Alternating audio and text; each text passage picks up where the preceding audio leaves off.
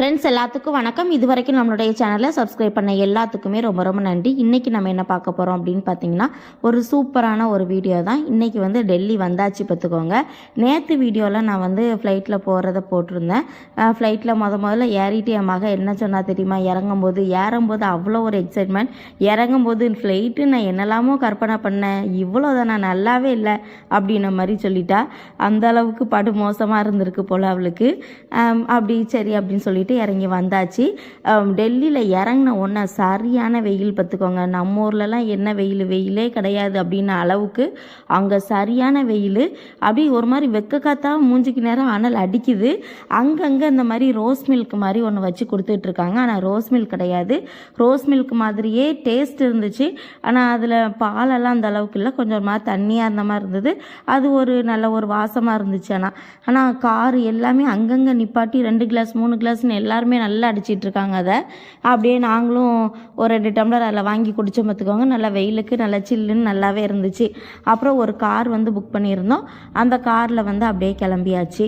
அங்கே வந்து அந்த டிரைவரனை வந்து அங்கே உள்ளவங்க தான், அங்கே உள்ளதை பற்றி அப்படியே கொஞ்சம் சொல்லிட்டு வந்தாங்க. ஏற்கனவே நாங்கள் ரூம் புக் பண்ணியிருக்கிறதுனால ரூமுக்கே நேரில் போயிடலாம் அப்படின்னு சொல்லிட்டு ரூமுக்கு தான் நாங்கள் வந்து கிளம்பி போயிட்டுருக்கோம். இப்போ டெல்லியில் எங்கே பார்த்தாலும் பெரிய பெரிய பில்டிங் பார்த்துக்கோங்க, சரியான பெரிய பெரிய பில்டிங்.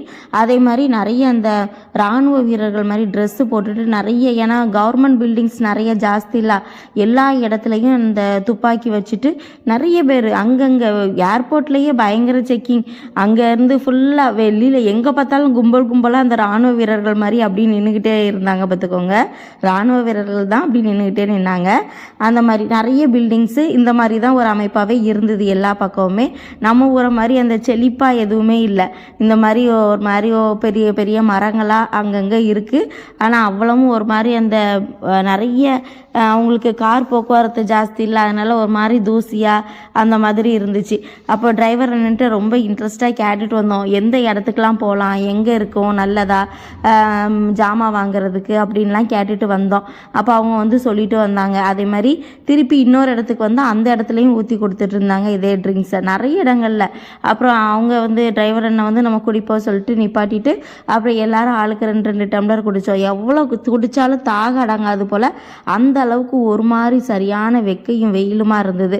சரி ரூமில் போய் ஜாமானெல்லாம் வச்சுட்டு எதுக்கு நம்ம டெல்லிக்கு சுற்றி தானே பார்க்க வந்திருக்கோம், சரி நம்ம இன்றைக்கி சாயங்காலம் போலையே ஒரு கடை தெருக்குள்ளே நுழைஞ்சிருவோம் அப்படின்னு சொல்லிட்டு அப்படி போனோம் பார்த்துக்கோங்க. அந்த அண்ணன் சொன்ன இடம் தான். அங்கே போனோன்னா அப்படி ரோட்டு கடையில் நிறைய ஷூவாக அடுக்கி வச்சுருந்தாங்க. அதுக்கப்புறம் இன்னொரு பக்கம் நிறைய ட்ரெஸ்ஸு அந்த மாதிரிலாம் நிறைய போட்டிருந்தாங்க. சரி அப்படியே பார்த்துக்கிட்டு போகலாம் அப்படின்னா திடீர்னு பார்த்தா அவ்வளோ வெக்கையாக இருந்ததா, திடீர்னு பார்த்தா சொல்லுன்னு அப்படியே மழையாக விழுந்துட்டு அப்படியே ஒரு இடத்துல நின்றுட்டோம். நாளைக்கு பார்த்துக்கலாம் அப்படின்னு சொல்லிட்டு